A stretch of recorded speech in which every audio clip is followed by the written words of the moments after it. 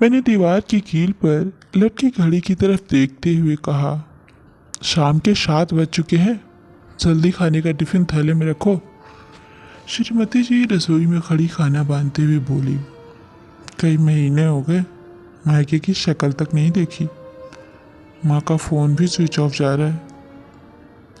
मैंने खाने का थैला हाथ में लेते हुए कहा, सिक्योरिटी गार्ड की नौकरी है, छुट्टी एक भी मिलती नहीं।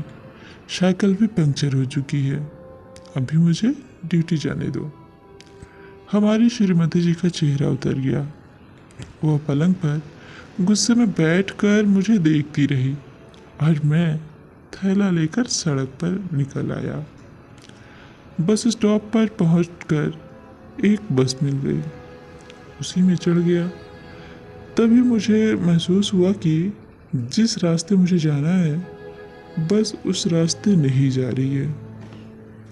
लेकिन बस वाले ने बस नहीं रोकी। कहने लगा, तुम्हें देख कर चढ़ना चाहिए था ना। अब आगे कोई बस स्टॉप दिखाई दे तो उतर जाना।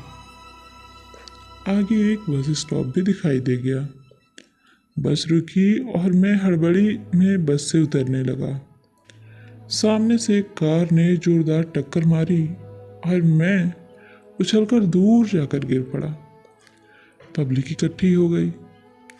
जिस कार ने टक्कर मारी थी उसमें से एक महिला निकली।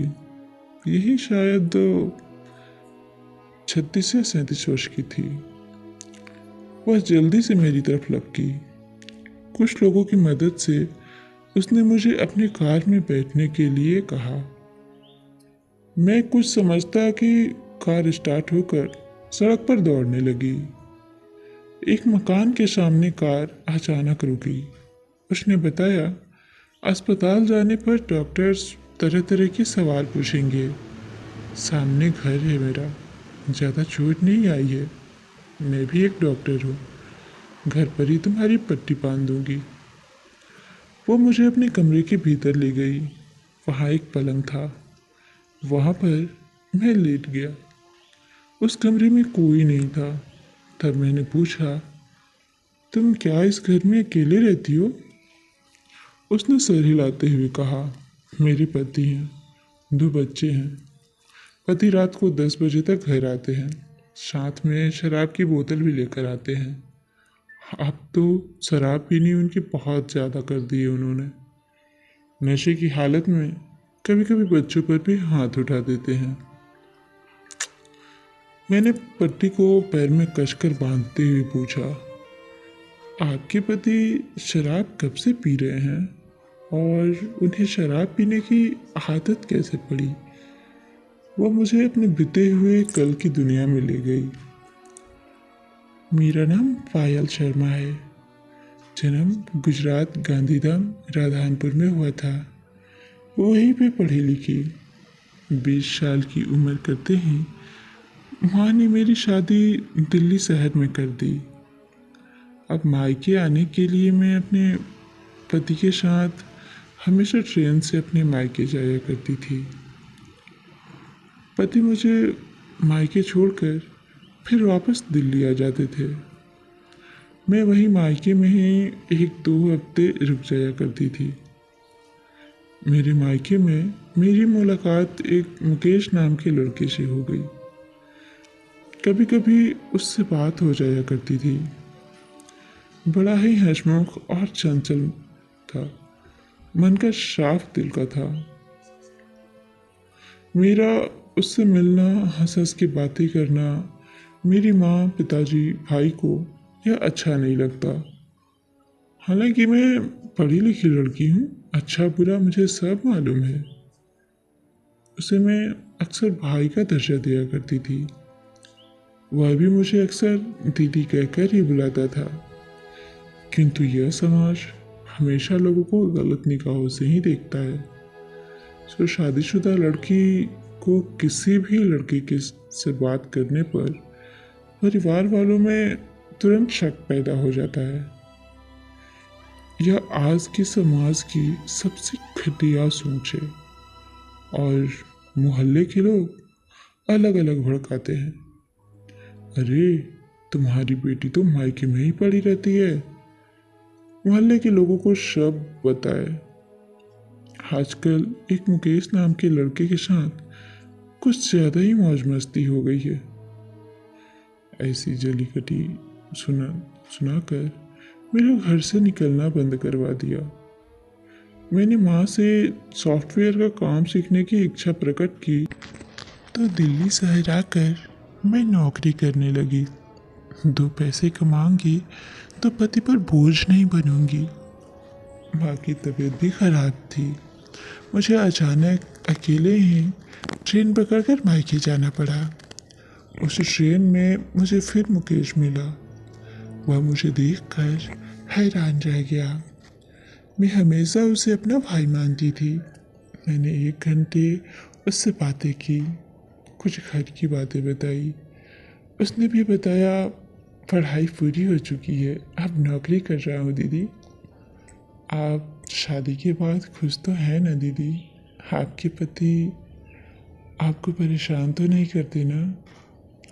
मेरी आँख से एक आंसू की बूंद टपक पड़ी।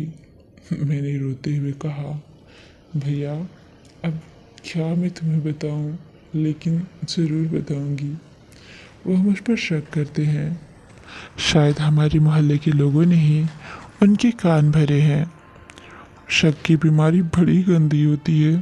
मैंने ना जाने कितने लोगों के घर तबाह होते हुए देखे हैं। पत्नी अपने कलेजा भी निकाल कर रख दे, तब भी पति औरत पर विश्वास नहीं करता है।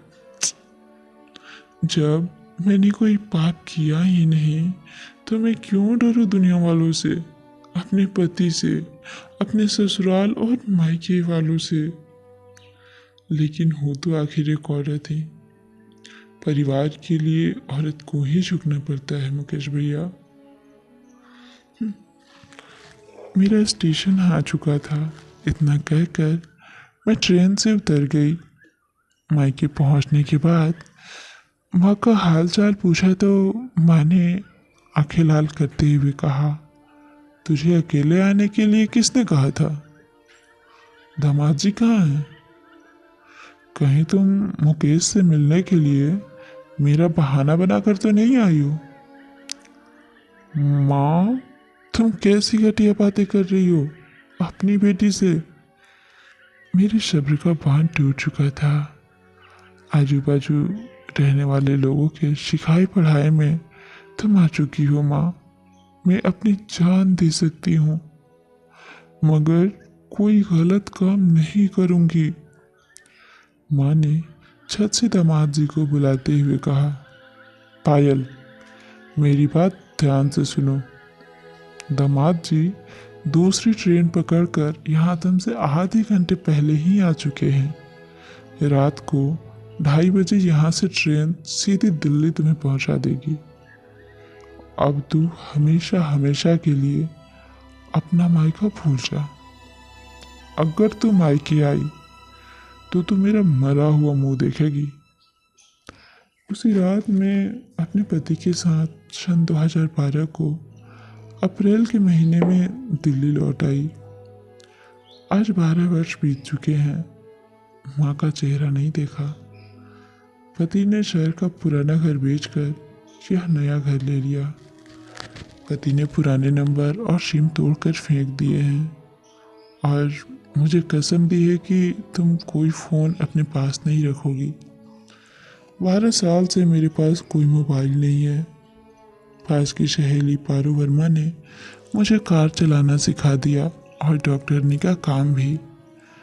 मैं अपने क्लिनिक से लौट रही थी कि रास्ते में मैं ब्रेक लगा रही थी कि तुमसे टकरा गई। पायल शर्मा ने कहना जारी रखा, आज हमारे देश में पति अपनी पत्नियों को मायके इसलिए नहीं ले जाते, उन्हें डर रहता है कि कहीं उनकी पत्नी मायके जाकर पिछली जिंदगी को दोबारा याद न कर ले, पड़ोस में रहने वाले लड़कों से कोई बात न कर ले।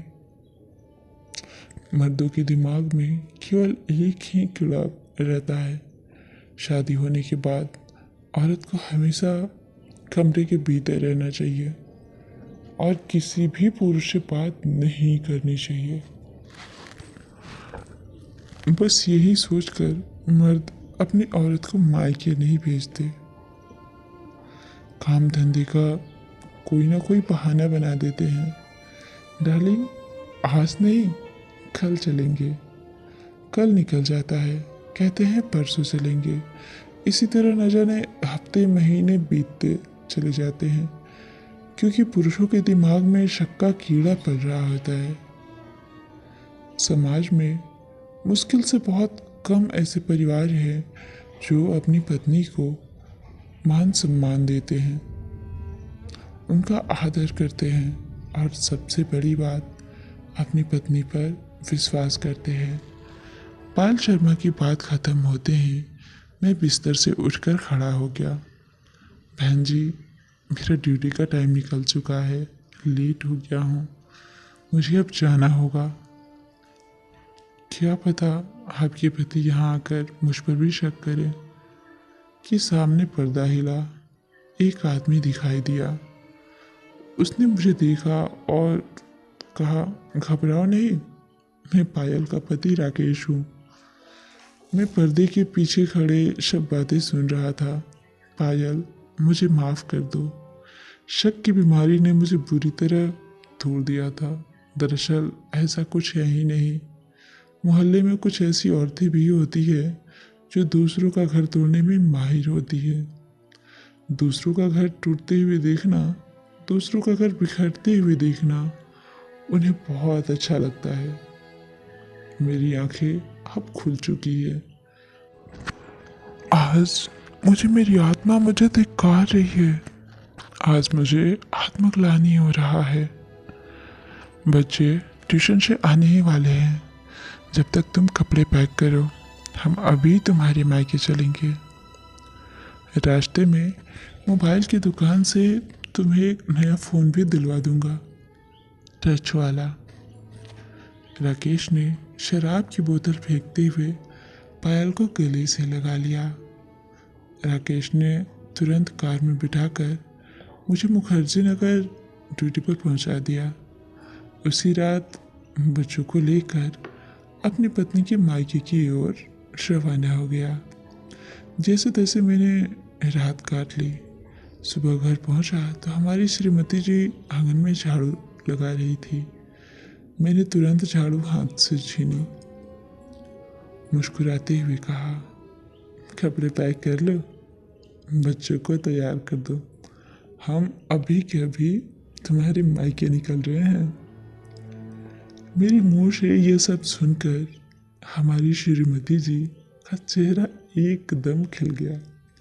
सो फ्रेंड्स, आपको ये कहानी कैसी लगी हमें कमेंट करके ज़रूर बताएं। चैनल पे नए हैं तो प्लीज़ चैनल को सब्सक्राइब ज़रूर कर लें।